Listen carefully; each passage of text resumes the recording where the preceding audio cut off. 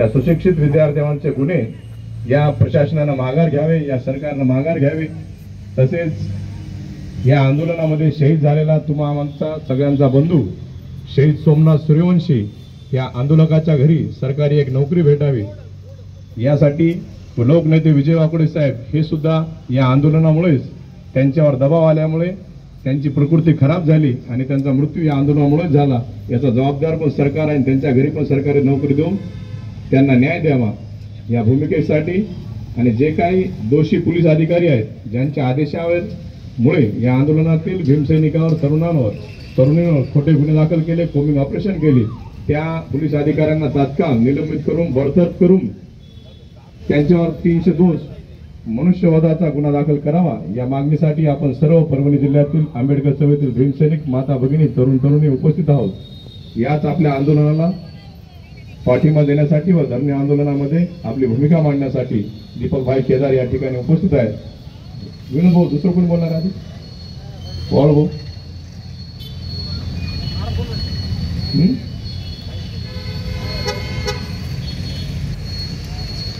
आपल्या धरणे आंदोलनामध्ये उपस्थित झालेले सन्माननीय नेते आदरणीय आयुष्मान आंबेडकरवादी नेते दीपकभाई केदार यांना मी विनंती करतो की त्यांनी आपली भूमिका मांडावी।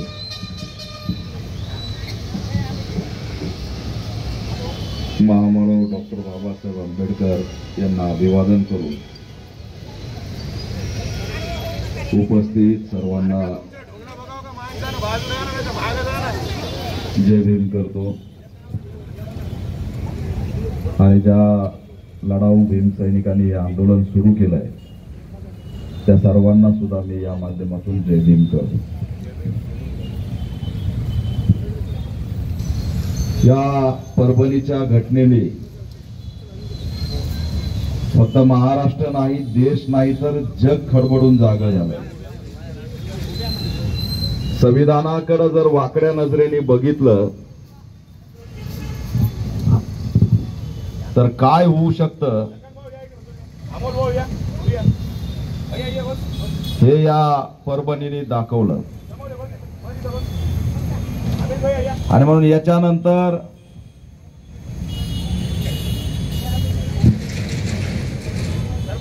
जर संविधानाला कुणी गालबोट लावण्याचा प्रयत्न केला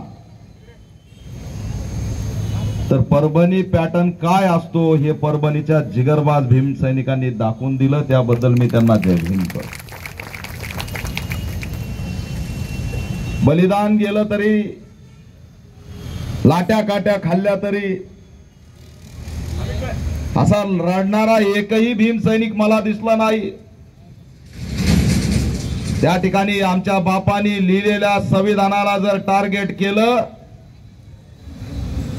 तर आमचं असणारं सर्वस्व जगण्याचा आधार जो संविधान आहे त्याला वाचवण्यासाठी मरण्याची तयारी दाखवणारे भीमसैनिक परभणीमध्ये दिसले। या देशामध्ये त्यांचा असणारा या ठिकाणी एक चित्र आपल्याला बघायला मिळालं। आणि म्हणून ही लढाई, हा संघर्ष, ह्याच्यामध्ये झालेला अन्याय या संविधानाने भारतीयांना दिलेले अधिकार, तरी सुद्धा हे संविधान वाचवण्याची आपणच घेत असलेली भूमिका, एक लक्षात ठेवा, ही संविधान वाचवण्याची भूमिका फक्त आपण घेतोय, पण हे संविधान वाचून आपण भारताचं रक्षण करतोय, ही एवढी मोठी भूमिका आहे, हे लक्षात ठेवा। पण यानंतर आरोपी धरला की मनोरुग्ण असतो। रायगडला भिंत तोडून एक जण आत गेला, बाबासाहेबाच्या आणि बुद्धाच्या पुतळ्यासमोर चप्पल ठेवली, त्याला अटक केलं। पोलिसाला विचारलं काय झालं, ते म्हणे माते फिरूय। नांदेडच्या माळेगाव का काय होतं, माळेगाव बाबासाहेबाच्या पुतळ्याची विटंबना केली, आरोपी धरला, पोलिसांना विचारलं काय झालं, माते फिरवत। अंबाजोगाईच्या भरदापूरला बाबासाहेबांचा पुतळा फोडला, त्या ठिकाणी आम्ही धावून गेलो, लाखो समाज आला, आरोपी धरला, पोलीस म्हणले माते फिरूय। आता संविधानाचं इथं तोडफोड करून तो पवार इथं धरला. पोलिसांना विचारलं काय झालं, त्याच्या आधीच लोक म्हणले माते फिरू आहे. अरे म्हणजे बाबासाहेबाला दगड मारणारा, संविधानाला दगड मारणारा हा माते फिरूच कसा काय असतो, हा प्रश्न आमच्या पुढे या ठिकाणी उभा राहिला. आता त्याला माते फिरू म्हणून त्याला निर्दोष करण्यासाठी अफाट प्रयत्न चाललेत. म्हणजे मुख्यमंत्र्यांनी सांगितलं विधान भवनात की 4 डॉक्टरांची समिती नेमली आणि त्या डॉक्टरांनी अहवाल दिला आणि त्या अहवालात म्हटलंय की हा मनोरुग्ण आहे. अरे बाबा आम्हाला हे सांग, त्या डॉक्टरचं नाव काय, ते 4 डॉक्टर कोण होते आणि त्या समितीचा अहवाल काय, तो सार्वजनिक झाला पाहिजे, ही असणारी आमची मागणी आहे. नुसतंच वरवर बोलायचं, गृहमंत्री का गोड बोले तेच कळना. आमच्या इथं नेते लोक भेटायला येतात तर त्यांना म्हणते पर्यटन झालंय. लाज वाटली पाहिजे देवेंद्र फडणवीसला की एखाद्या नेत्याचं सांत्वन करायला, पीडिताच्या परिवाराला भेटायला आलेल्या नेत्यांना पर्यटनाचा आणि राजकारणाचा अड्डा म्हणतो. लाज वाटली पाहिजे. स्वतः येऊन भेटत नाही. मी ट्रॅक रेकॉर्ड सांगतोय की गेल्या 10 वर्षात देवेंद्र फडणवीसने एकाही दलित अत्याचाराला भेट दिली नाही, एकाही घटनेला भेट दिली नाही आणि आता सुद्धा भेट दिली नाही. अण्णा हजारेला भेटायला वेळ आहे, लग्नाला जायला वेळ आहे, पण आमचा तरुण या ठिकाणी तडफडून मारलाय, आया बहिणींना मारलंय, अल्पवयीन मुलींना मारलंय, त्यांना भेटायला त्या ठिकाणी वेळ नाही. हा मुख्यमंत्री आमचा असू शकतो का? हा गृहमंत्री आमचा असू शकतो का की ज्याला आमची कदर नाही? अरे तूच असणारा गृहमंत्री झाल्यावर या महाराष्ट्रात दलित अत्याचार कसे काय वाढतात? काल रात्री मी परळीला गेलो. विकास जोगदंड नावाच्या 25 वर्ष तरुणाला, ऊसतोड मजूर होता, 12वी झाली होती, आर्मी मध्ये शिकत होता. त्याला आर्मी मध्ये काही मार्क कमी पडले म्हणून तो आर्मी मध्ये भरती झाला नाही, ऊस तोडायला गेला आणि गावातल्या मुकादमानी कर्नाटकच्या विजापूरमध्ये त्या ठिकाणी त्याच्या डोक्यात दगड घालू घालू मारून टाकलं. रात्री मी त्याच्या घरी जाऊन आलो. या आता कालची बातमी वगरवाडी नागनाथ, औंढा नागनाथ एक मुलगी शेतामध्ये ठेचून मारली. तिची ओळखच पटत नाही, ती कोण आहे. पोलीस म्हणते सांगा हिचा आईबाप कुठे.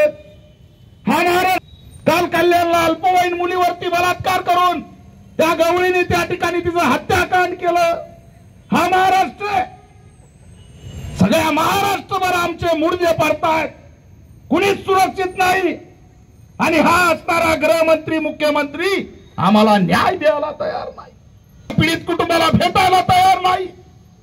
आणि म्हणून इशारा देतोय परभणीतून, अंत्यविधी झाला, तुम्हाला वाटेल की आंदोलन शांत झालंय, पण परभणीने दाखवून दिलंय की जोपर्यंत न्याय मिळत नाही तोपर्यंत आम्ही थांबणार नाहीत. म्हणूनच हे आंदोलन त्यांनी या ठिकाणी मांडलं. आणि जर नाटक केले, न्याय देण्याची भूमिका नाही घेतली तर पुन्हा लढाई आणि संघर्ष सुरू केल्याशिवाय आम्ही शांत बसणार नाही. आज यात सोमनाथ सूर्यवंशी वकिली शिकणाऱ्या पोराचं हत्याकांड केलं. त्याला मी दिवसभर परभणीच्या याच्यात बॉडी पडून होती, पुन्हा बॉडी औरंगाबादला आणली, तिथं सुद्धा पोलीस जाऊ देण्यात. हा दीपक केदार आतमध्ये गेला, त्याची बॉडी बाहेर काढली, त्याची व्हिडिओ रेकॉर्डिंग केली, फोटो काढले आणि सगळं असणारी त्याची बॉडी बघितली. त्याच्या पार्श्वभागावर पिंढऱ्यावरती बेदम मारहाण केलेले वळ मी बघितले. आणि हा म्हणतो त्याला मारलं नाही, हा म्हणतो त्याचा श्वासोश्वास काय अडकला, श्वासोश्वासाचा त्रास होता. हा मुख्यमंत्री, हा मुख्यमंत्री म्हणतो त्याचा श्वासोश्वास. अरे आम्ही बघितलंय, बेदम मारले त्याला, बेदम. आणि त्याचा मोबाईल, त्या मोबाईलला जप्त केलेलं आहे. मी तुम्हाला सांगून ठेवतोय की तो जर मोबाईल आपल्या हाती लागला तर एक याच्यामध्ये आम्हाला शंका आहे की सोमनाथ सूर्यवंशींनी आरोपींचे चेहरे त्या मोबाईल मध्ये टिपले होते म्हणूनच त्याचं हत्याकांड घडवलं, हा असणारा आमचा या ठिकाणी आरोप आहे. ही घटना नवीन आहे. भाजपचं सरकार होतं, रमाबाई आंबेडकर नगरला गोळ्या झाडल्या, तिथं सुद्धा बाबासाहेबांच्या पुतळ्याची विटंबना झाली. अरे हा हरामखोर पवार त्याचा माथ्या फिरवा म्हणून सांगितलं, हा तरी आपल्या हाताला लागला. पण रमाबाई आंबेडकर नगर मधला विटंबना करणारा समाजकंटक आजपर्यंत सापडलेला नाही. पण बळी गेले 10 जणांना मारलं. मारणारा कोण होता? मनोहर कदम होता. हा मनोहर कदम कोण होता? तर जसा अशोक घोरबांड आज या ठिकाणी आलाय, या मनोहर कदमाची औलाद म्हणजेच अशोक घोरबांड आहे, दुसरं तिसरं कोणी नाहीये. त्या मनोहर कदमवर काय गुन्हा दाखल केला, काय शिक्षा दिली? अरे त्याचं प्रमोशन केलं यांनी. जन्मठेप झालेली असताना जामीन मिळाला. जर मनोहर कदमला शिक्षा झाली असती तर नवा अशोक घोरबांड तयार झाला नसता आणि आमचे मुर्दे या ठिकाणी काल पडले नसते. पण यांना घडवायचं असतं. या अशोक घोरबांडला सुपारी देऊन रमाबाई आंबेडकर नगर सारखे जवळपास 10 बळी घेण्याचा त्याचा टार्गेट होता, परंतु तो टार्गेट फसला आणि आमचा 1 बळी गेला, अशी स्थिती या ठिकाणी झाली. हे नवीन नाही. आपल्यावर हल्ले केल्याशिवाय यांची राजकीय पोळी भाजत नाही. आपल्याला मारल्याशिवाय यांचं राजकारण चालत नाही.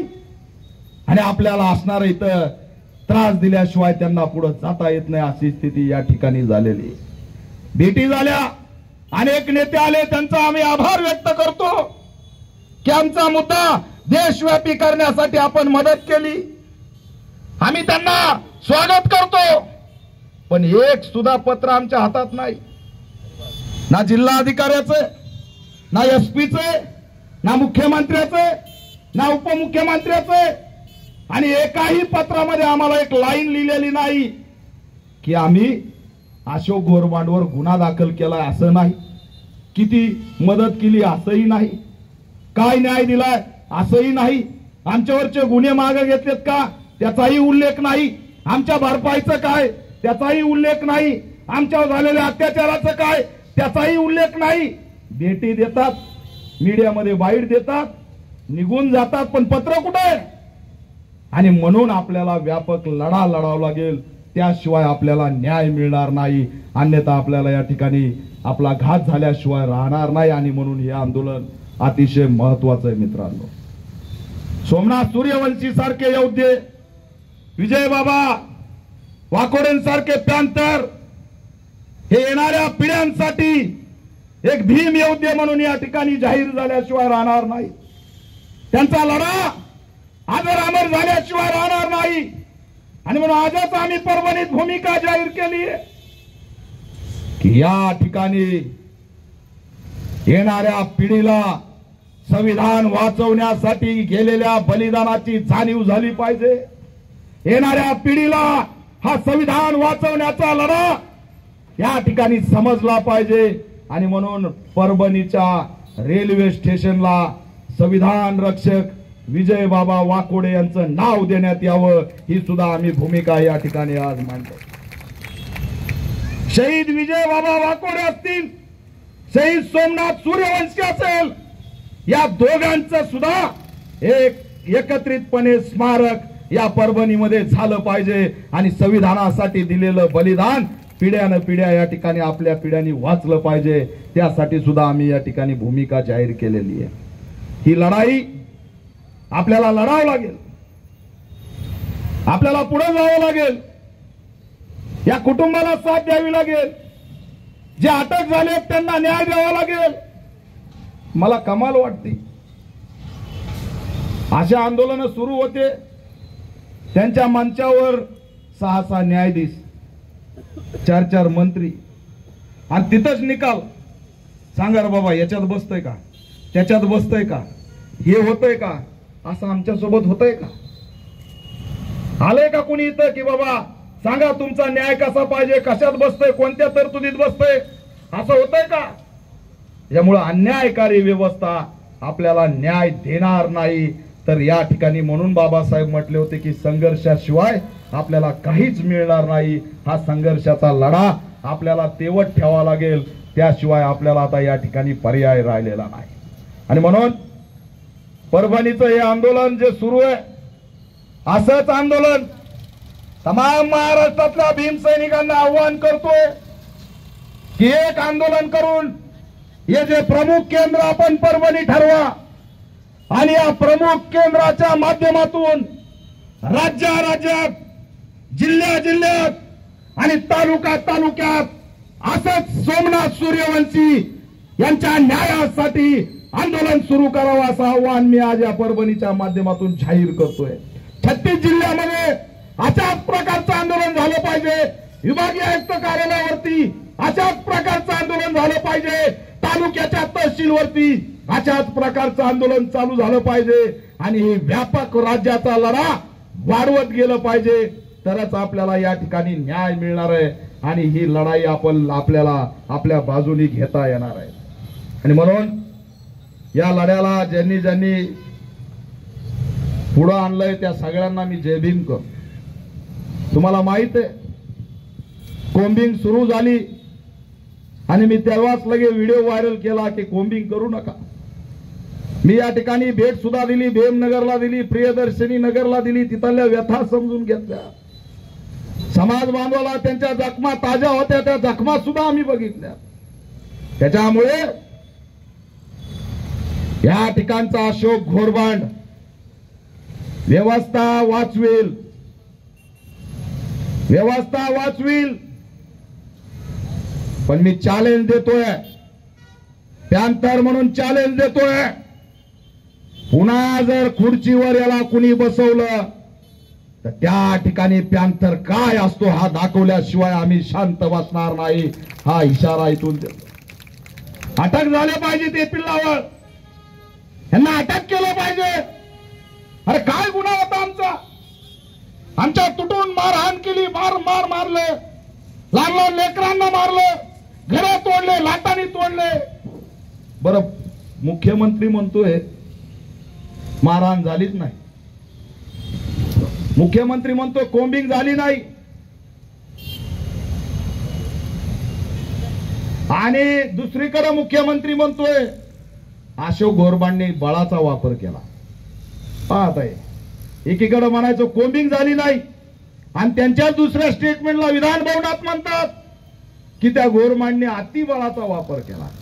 म्हणजे मारल्याचं बी ते कबूल करतात आणि एकीकडे म्हणतात मारलं सुद्धा नाही.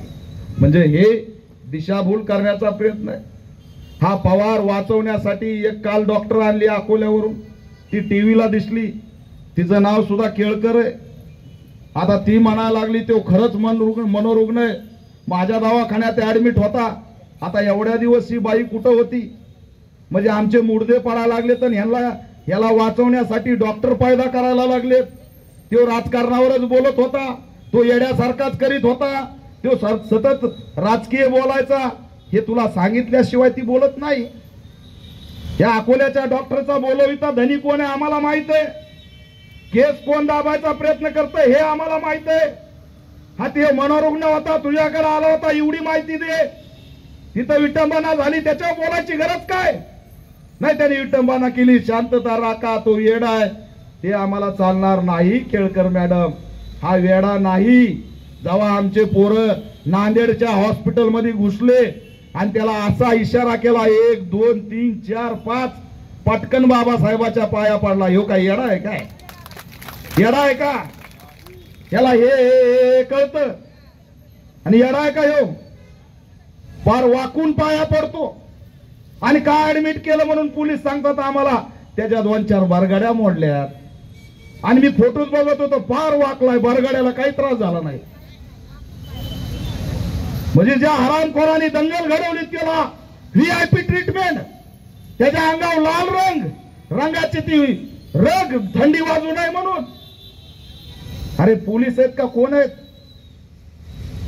ज्यांनी दंगल घडवली, एवढे माणसं मेले, आमचे बळी गेले, लोकांचं आयुष्य बर्बाद झालं, महाराष्ट्र वेठी धरला, त्याला तुम्ही रग देता. आणि आमच्या पोराला तुम्ही तानू त्या कोटळीत मारलं, मेला तरी मारलं. आणि याला मात्र हॉस्पिटलमध्ये ठेवलं.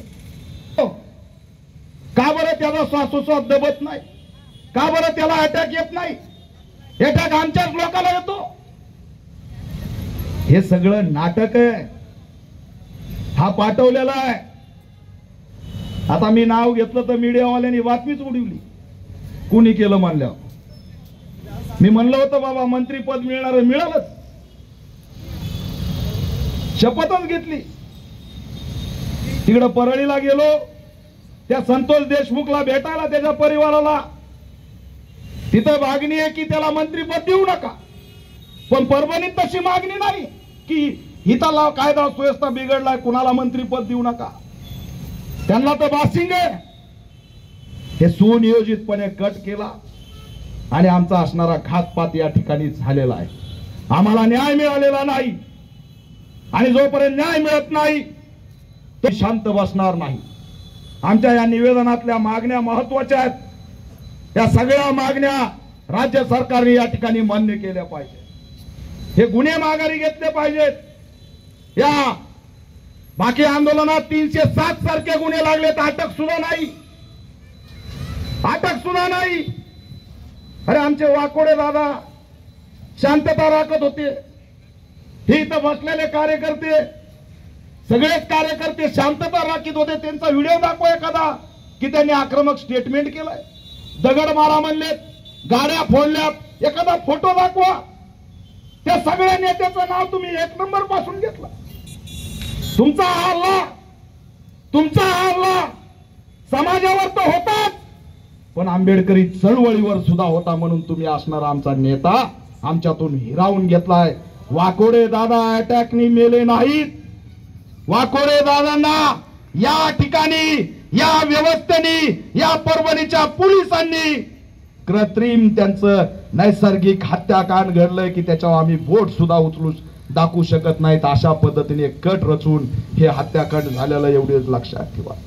कारण हल्ला फक्त समाजावर नाही झाला तर चळवळीवर सुद्धा झाला. चळवळ सुद्धा करायला कुणी पुढे आलं नाही पाहिजे. आणि ते 2-3 जण मला माहिती आहेत, त्यांचे नाव अमोलराव, सचिनराव, त्या गोरबांडला रिपोर्ट करतात कोण कोण उचलायचा. जरा काळ जाऊ द्या, सापडतील माझ्या तावडीत. आणि कोण कोण सांगतेत, कोण कोण विद्यार्थी, त्यांची यादी हे देतात भामटे. इंस्टाग्रामवर रील्स टाकणारे चळवळीचे, त्यांची यादी हे भामटे देतात. आंबेडकर चळवळीत लढणाऱ्याची यादी हे भामटे देतात. काय गोरबांडची काय PhD झाली काय बरोबर विद्यार्थी धरायला? त्याच्यामुळं सगळे ठेचले पाहिजे, सगळेची सगळे. पुन्हा आपल्याकडे या ठिकाणी कुणी असो तो, ज्यांनी ज्यांनी आपल्या सोबत गद्दारी केली त्यांना सुद्धा आपण या ठिकाणी सोडलं नाही पाहिजे, असं आव्हान या माध्यमातून मी करतो. मुख्यमंत्र्यांनी भेट द्यावी अशी मी त्यांना आव्हान करतोय. हा लढा थांबलाय, संपलाय असं समजू नका. राहुल गांधी येऊन गेले तर त्यांच्यावर टीका केली. राहुल गांधींनी निळा टी-शर्ट का घातला? राहुल गांधी इथं आलेच का? त्यांनी असं राजकारणच नव्हतं करायला पाहिजे. अरे दिल्लीहून राहुल गांधी येतो, फडणवीस मुंबईहून यायला वेळ लागतो का? तुम्ही जर इथं आले तर दिल्लीच्या नेत्याला यायची गरज काय? हे राज्य तुम्ही चालवताय. आणि मग आल्यानंतर गावाची परंपरा आहे, शत्रू असला तरी त्याच्या अंत्यविधी सांत्वनात जातात. ते आमचे शत्रू नाहीत, तो भाग वेगळा आहे. ते आले, सांत्वन करायला आले, मुद्दा देशव्यापी झाला, पण यांनी त्याचं राजकारण केलं. म्हणजे सोमनाथ सूर्यवंशी मेलाय तरी, शहीद झालाय तरी, वाकोडे साहेब गेलेत तरी, त्यांच्या असणाऱ्या अंत्यविधीचं सुद्धा, सांत्वनाचं सुद्धा राजकारण हे फडणवीस गँग करतायत. याचा मी निषेध करतो. आणि म्हणून आपल्या सर्वांना ताकद देण्यासाठी इथं आलोय. असाच लढा राज्यभर उभा करू, जिल्ह्यात असंच आंदोलन उभा करू. मोर्चे सुरू आहेत, आंदोलन सुरू आहेत. त्यांना माहित होतं की सोमनाथ सूर्यवंशी आणि परभणीचं प्रकरण, संविधानाचं प्रकरण देशामध्ये जन उठाव आणेल, देशामध्ये जन उठाव येईल संविधानाच्या बाबतीत. त्यांनी काय केलं? ते थांब टाकल्या, भांग पाडतो आणला, संसदेत उभा केला आणि त्याला बोलायला लावलं आपल्या विरोधात. का? परभणीचं प्रकरण दबलं पाहिजे. आता आपले आंदोलन सुरू कोणते आहेत? त्या टाकल्याच्या विरोधात सुरू आहेत. पण मुद्दा आमचा खरा कोणता आहे? संविधान. परभणी, वाकोडे साहेब, सोमनाथ सूर्यवंशी आणि हरामखोर समाजकंटक पवारला फाशी झाली पाहिजे, ही आमची मागणी आहे. त्यामुळे आपल्या लढ्यातल्या मागण्या तुम्ही बदलू नका. ते काही षडयंत्र वर रचतील, आपण खाली आपल्या लढ्यावरती ठाम राहायचं.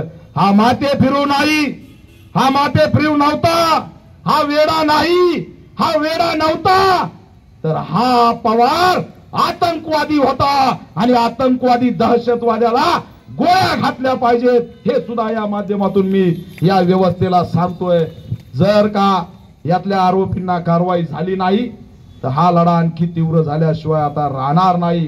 या परभणीच्या सर्व ढाण्या वाघांना, आया बहिणींना, ज्यांनी हा लढा उभा केला त्या सर्वांना मी पुन्हा एकदा जय भीम करतो. आणि ठरलेल्या टायमिंग मध्ये इथं या, थांबू नका, या आंदोलनाची ताकद वाढवा, थकू नका, हरू नका. बाबासाहेबांची औलाद आहे, सिद्धनाथ महाराजांची औलाद आहे, लढायचं. आणि ज्यांनी सोमनाथचा बळी घेतला त्याचा सुद्धा या ठिकाणी कायदेशीर आणि संविधानिक बळी घेतल्याशिवाय शांत थांबायचं नाही, असं आव्हान करतो आणि थांबतो. जय भीम. धन्यवाद दीपक भाई. यानंतर आपल्या परभणी जिल्ह्यातील आंबेडकर चळवळीतील युवा नेते विश्वजित भैया वाघमारे त्यांनी आपली भूमिका मांडावी.